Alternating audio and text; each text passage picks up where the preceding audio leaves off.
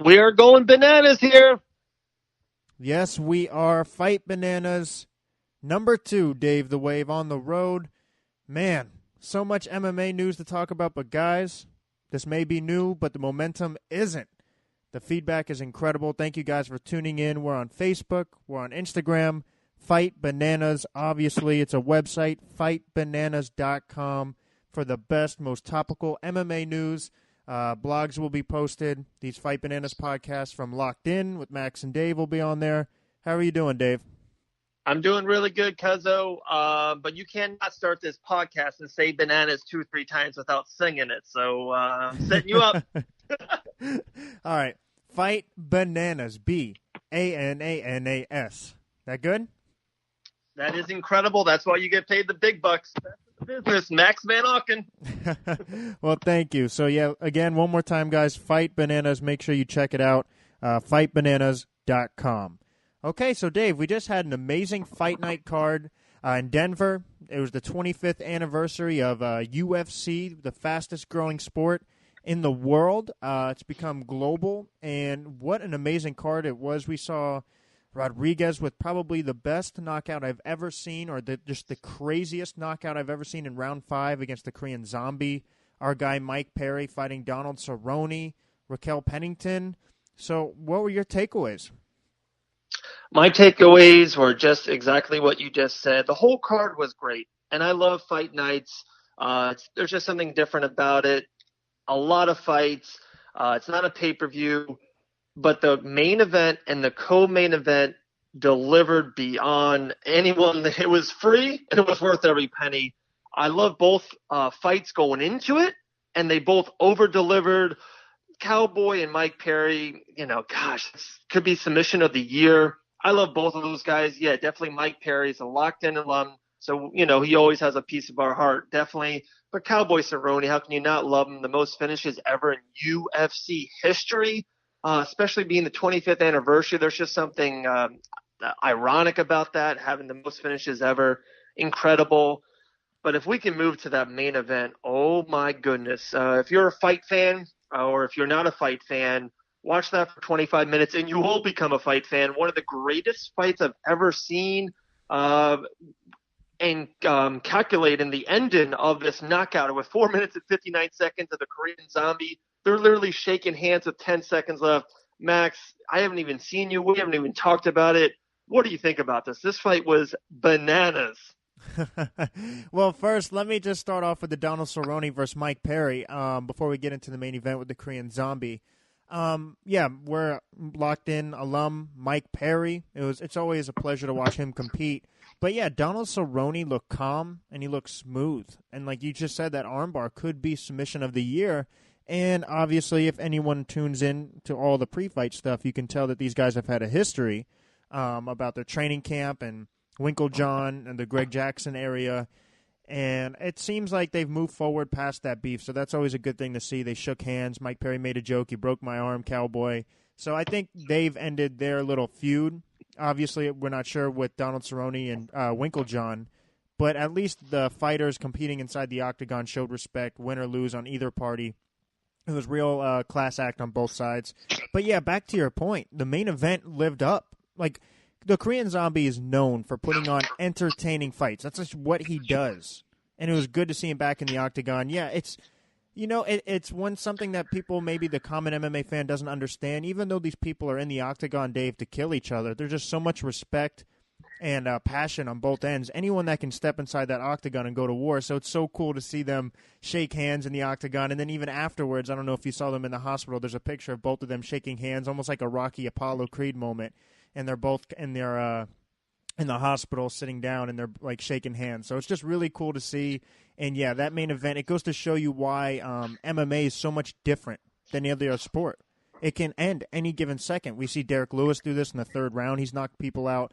But this knockout, no matter how you scored the fight, in the fifth round, it was spectacular. And you don't get that in any other sport. No matter how the fight's going, it can end and turn at any given time.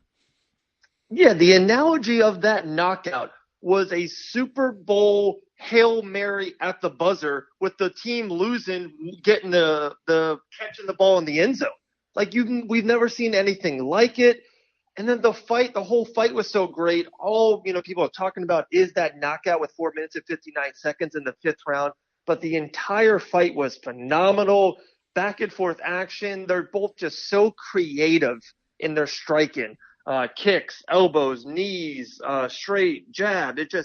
I love the evolution in the MMA game. Both fighters were fantastic. What I would love to see, the greedy self I am, I want the rematch. I just want them to fight again. I don't think either guy lost or won, if that makes any sense. They're both fan favorites now.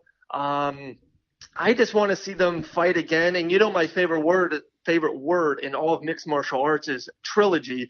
So I would love to see this fight again. Maybe Korean Zombie gets the win, and then let's put him a year from now in the main event of a UFC pay-per-view, those two guys in a trilogy. That would be incredible. But unbelievable event. I loved how the graphics were different. The music was from the original. It was just so cool. UFC 25 years, Max. That's amazing, right? Yeah, I watched UFC 1 ever since then in our living room. But Dave, all right, since it is the 25th anniversary, besides, us going on script, we always go off script. So my question to you would be an off script question. So you just said 25 years in the UFC, and there's been so many up and down moments. There's been Khabib's jumped out of the octagon, John Jones in and out of the octagon, but you've had so many spectacular moments from Randy Couture to George St. Pierre to Rich Franklin to Chuck Liddell. So out of all of these moments, I know you're a Baraka guy also, out of all these moments in the 25 years of the UFC's existence, what's the number one moment that stands out to you? Conor McGregor knocking out Jose Aldo in the first round in 13 seconds and becoming the champion. That was my answer. That was my answer. Absolutely. I'm an absolute Brock Lesnar guy, and he will become the future heavyweight champion in the world. That's a different podcast all on its own. But I'm a Conor guy since the very first time he fought on Fox Sports 1 in that Boston card. He was a prelim. Conor McGregor, that rivalry, that world tour press conference of Jose Aldo, then he dropped out of the first fight, and then he fought Chad Mendes, big UFC, to win the interim championship. Then it took so much longer to get that fight.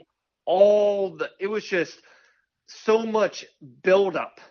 Maybe the biggest hype fight ever. Because usually when Conor fights, it's funny, I hear this all the time. When Conor fights someone, how about Diaz? There was 2-3 weeks. Even this Khabib thing, there was only 2 months or 6 weeks. I remember oh, wow, this fight's coming on as quick. That fight against Jose Aldo seemed like it was years in the making. And in 13 seconds, that overhand left, precise on the button, boom, knocks out, becomes the champion, the first of two, Conor McGregor knocking out Jose Aldo. I agree with you because I remember we were together in the living room watching it, and you tackled me on the floor when it happened. You had Aldo, who's undefeated for 10 years. People don't understand how good he was, and people consider him arguably the greatest of all time, or at least on the Mount Rushmore discussion. Like you said, that's a topic for another day. But what Conor did, and like you said, there was just so much buildup because that fight got canceled once, and then now on twice it was a world tour. So it was just so much going into it. Conor was just bursting onto the scene, seeing things we've never seen before, and it affected him, and then it made Conor's legacy what it is today. But, guys, back on track here. We have UFC Fight Night November 17th. Magny's on that card, Dave. And then the next fight night, it's just stacked. November 24th, Curtis Blaydes versus Ngannou. Alistair Overeem's on that card. Just a couple quick opinions or takes. What do you expect from that Blaydes-Ngannou fight? Because Blaydes is somebody who's on a win streak. He's beating the biggest names there is in the heavyweight division, and his wrestling is really becoming an issue for everybody he fights. Now Ngannou is on he had one of the worst fights in MMA history. That's not a debate. Yes. It's not being critical or harsh. When he fought Derek Lewis, and there was almost no punches thrown. So he's coming in here, and you would assume that he wants to come in and make a statement. He's not going to let anything on the line. He's probably going to throw the haymakers. So is this the number one contender spot? Where do you see Stipe in this discussion? What are your takeaways from this fight? Wow. Great question. And how crazy is it, Cuzzo? You're absolutely right. November 16th is our girl Felicia Spencer facing Pam Sorensen of Invicta FC 32. That's in Oklahoma. Then the 17th UFC Fight Night, that's in Argentina. The next week, fight night on the 24th is in China. That same night, there's the Golden Boy MMA, Chuck versus Ortiz, the trilogy in California. And we got more. We'll go into more and more. But you asked me about Blaydes, so let's hit there. I think it's all in Ngannou's head. And I think Blaydes dominates Ngannou. I think he's done. I really do. I think they built him up into Drago. And as soon as Sylvester Stallone, Rocky Balboa beat Drago, they never made a movie of him again. I didn't see a Drago 2, a Drago 3. Ngannou, as soon as he's lost, he's went downhill quick. And I think Blaydes is a bad matchup for Francis. So I think Blaydes he might be the youngest, best heavyweight in the world. I have a big up on Curtis Razor Blaydes. He's a great heavyweight fighter. But the crazy thing is, Max, and this is my opinion, I don't see a title shot for him anytime soon. You see the DC Lesnar is the big elephant in the room for the heavyweight division. That fight will happen. I really do believe in that fight. And then, of course, you have Stipe Miocic, who deserves the rematch fight against DC. And who knows? They could do like a round robin in a way. They can have DC Lesnar, the winner faces Stipe. Or they can really do DC versus Stipe if Lesnar is not ready yet, and then winner faces Lesnar. I'm telling you, Lesnar gets the title shot right away. It's all about politics. It's not what you know, it's who you know in life. I've been trying to teach people that. So Lesnar's getting a title shot. So Curtis Blaydes might be a year away from a title. So it's definitely not a number one contendership, but you still need to keep on winning. You have to keep winning, and you never know. Injuries happen. Derek Lewis, no one thought he was going to get the title fight. Stuff happens. Keep winning. Make sure you beat Ngannou. Take care of what you can take care of, and then keep moving up. Well, you mentioned Ngannou as a Drago, so I hope you know they're making another Creed movie, and he's featured in it. So is Ngannou going to have a son who challenges Rocky's prodigy for the heavyweight championship? 2036, Francis Jr. And another interesting point to this, because you make valid points, and I agree with you. I mean, Stipe, you could argue, deserved the rematch, and now Daniel Cormier and Brock, and who knows what happens with Jones after Gus. But nothing that nobody's talking about here, Dave. Cain Velasquez is making a return to the octagon. And in my opinion, he's the greatest heavyweight fighter of all time in his prime. We've never seen a heavyweight with that stamina, with that boxing, with that wrestling. He just was relentless. He was a Khabib. He was a Daniel Cormier. And it's going to be interesting because, Daniel Cormier and Cain are teammates. So if he returns, what does this mean? Because I know Daniel Cormier only wants one fight left in a perfect world against Brock Lesnar. But like you said, things happen. If John Jones wins, he beats Brock, and it's kind of Daniel Cormier's last hurrah. I could see that happening. But that kind of leaves everything else in limbo land. So does he give up the throne to have Cain Velasquez? Does that mean Curtis Blaydes has to wait longer? Does that mean Stipe has to wait longer? So the reason why I chose this fight in the heavyweight division between Curtis Blaydes and Francis Ngannou is because of that. There's just so many it factors and so many question marks in this heavyweight division right now. I think this is the most relevant and on top the heavyweight division has ever been. Would you agree with that? Absolute locked-in point by you. 100% agree. I love the heavyweight division. There's so much drama. There's so much question marks about it, and that's fun. That's what brings us into it. And I think I got an idea. You were talking about, and something popped in my head. What happened if DC beats Brock Lesnar in the spring of 2019? And I really do believe this. If Lesnar loses, it's a once-off. He's gone. And if DC wins and he's true to his word, retires at 40, he's gone. How about in the summer, they make the new heavyweight championship match, Stipe versus Cain Velasquez? Yeah. That will be arguably the two greatest heavyweights ever fighting in their prime. It just brings the heavyweight, like, holy crap, you would never think this matchup will happen. That in the summer, maybe, they have the fight week in July. That would be a headliner. Stipe versus Cain, the undisputed heavyweight belt on the line. And then maybe Curtis fights the winner of that if he keeps on winning. I don't know, Max. It's amazing. It's bananas. They can do so many things. Lesnar could win, then he fights Stipe. Then Blaydes can get in there. I love the heavyweight division right now. It's locked in. Yes, sir. Like you said, very plausible, all those scenarios. But, guys, real quick, fightbananas.com, fightbananas.com. Check out the website. There's going to be blogs. This podcast from Locked In will be on there. It's the most topical, relevant MMA news. That could be Island Fights, like you said, Dave, Felicia Spencer. That could be Alex Nicholson from PFL. That could be the UFC, Bellator, you name it. We will provide it. And we're on Facebook. We're also on Instagram, Fight Bananas. We've been posting the best. God, Dave, these knockouts I can just watch over and over and over again. So, guys, make sure you check it out. Like the page. Give it a follow. Check out the website.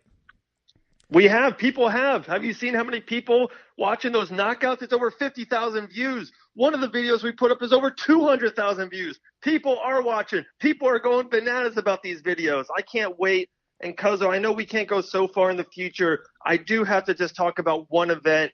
It's December 8th. It's in Toronto. There's 2 fights. I don't even want to maybe predict. I just want to keep on talking about it because these are the 2 best fights in December maybe. Max Holloway versus Brian T. City Ortega. Oh, my gosh, I can't wait for that fight. That is a fighter's dream. Am I right on that one? Yeah, I was just going to say very quickly, also we have the Ultimate Fighter finale November 30th. Dos Anjos and Usman are on that fight card. Then you have Fight Night December 1st with one of the all-time greats in the heavyweight division, Dos Santos.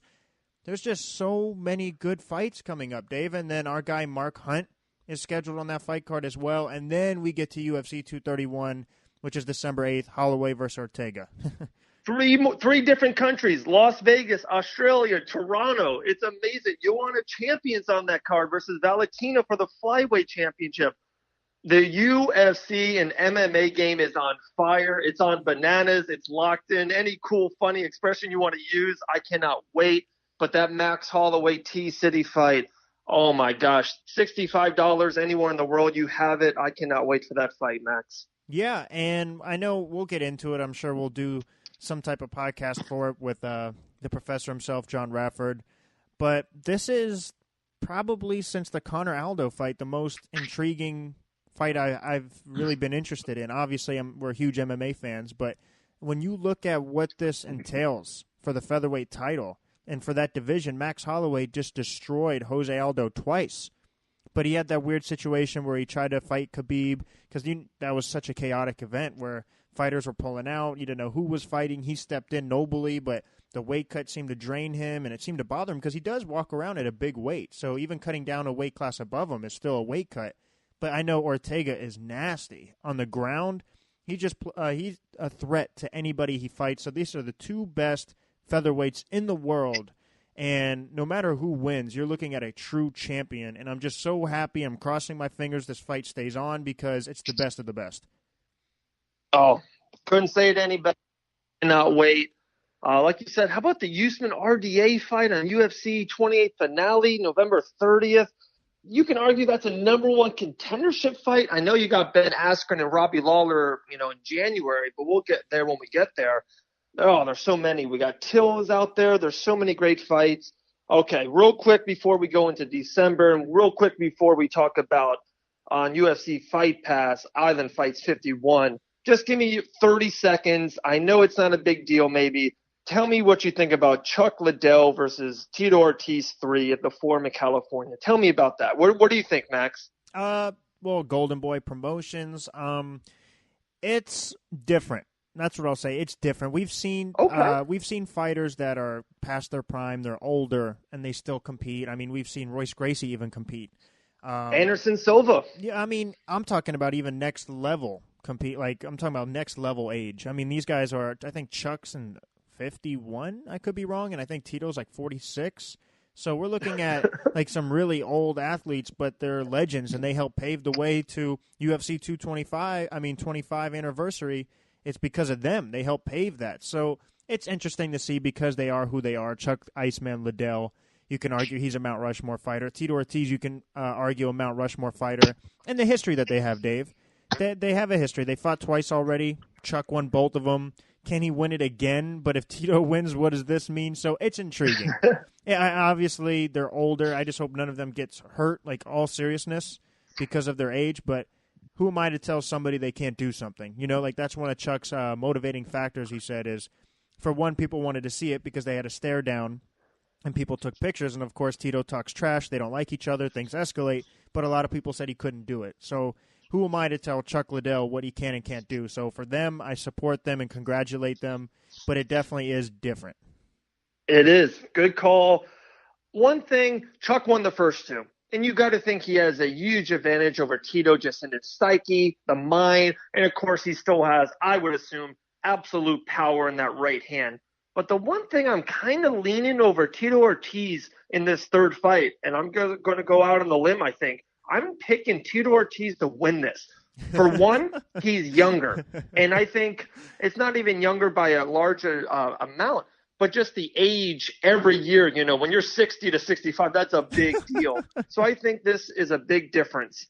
And then lastly, Ortiz has fought in Bellator 2-3 times in the last, 2-3 years ago, he fought Chael Sonnen. Yeah. He had a couple fights. I think he fought Ryan Bader. So I think Tito Ortiz has been more active and he's younger. And I'm going to go out on the limb and pick Tito Ortiz to upset Chuck Liddell in that main event.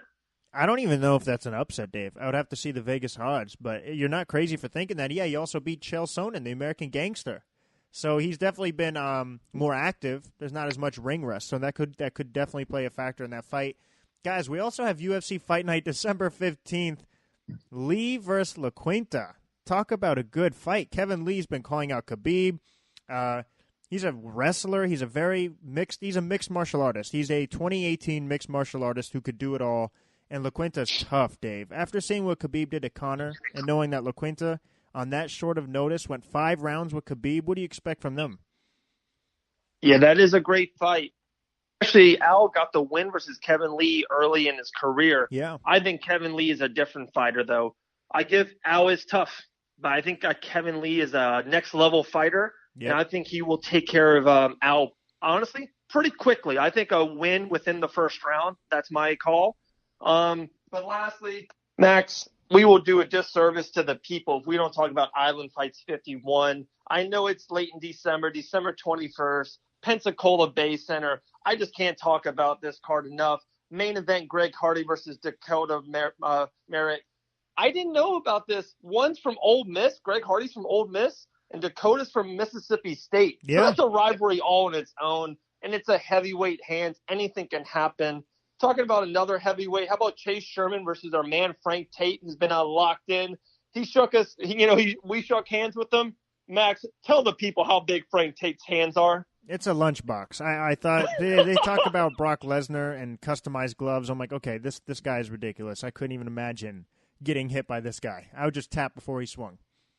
Absolutely. And Dana White is flying across the world looking for a fight to catch an eye on our man, Beast Boy Mike Davis. I can't wait for that fight. That is the fight of the night. Pierre versus Davis. Brock Weaver's on the card. James Freeman, Elvin Brito, Max Mustaki versus Mike Barnett.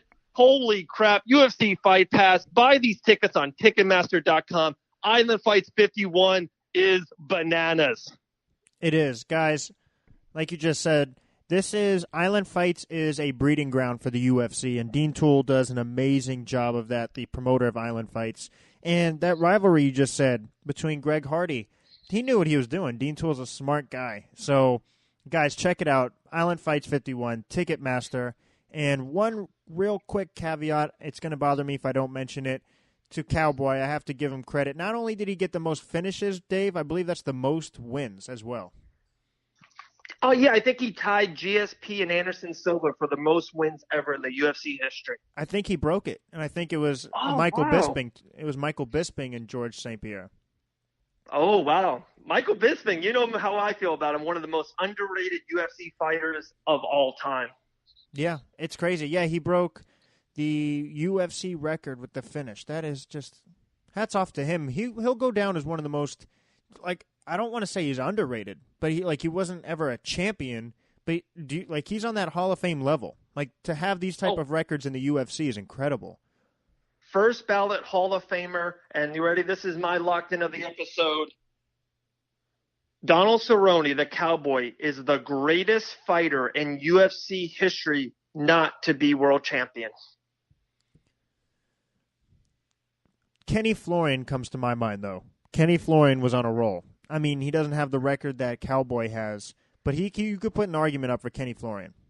Oh, you definitely could, but my argument would be longevity. And Cowboy Cerrone's fought the best of the best in the last decade, almost 2 to 3 different weight classes, unbelievable finishes. He's beat the best of the best, just never been champion, but most finishes ever. First ballot Hall of Famer, probably one of the funnest fighters to watch in the octagon. Cowboy Cerrone's my pick, and I'll debate with you all day long on that.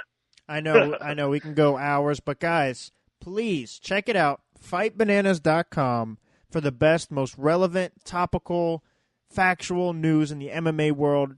Doesn't matter the organization, it's the real and factual news that everybody wants to know. You can like the Facebook page, you can like the Instagram, or follow the Instagram page, Fight Bananas. Fight Bananas. Do you have any last words, Dave? I do. Support your local fighters. They're the future of the MMA. Go out to your local city, whatever you live. Go out. Support local fighters. Could not have said it any better. Like, I saw a post. I think it was Taylor White from Pete White Boxing MMA. I think she threw it out on her page, and it was like, imagine if you knew Anderson Silva before Anderson Silva, like in a way, or George St. Pierre before George St. Pierre. These fighters will put your hometown on the map. They help everybody, and they're great people. Obviously, they're the scariest people in the world, but they're also the nicest people most of the time. So support them. Couldn't have said it any better, Dave. Fight Bananas, #2, huge success. Like always, Dave, stay locked in.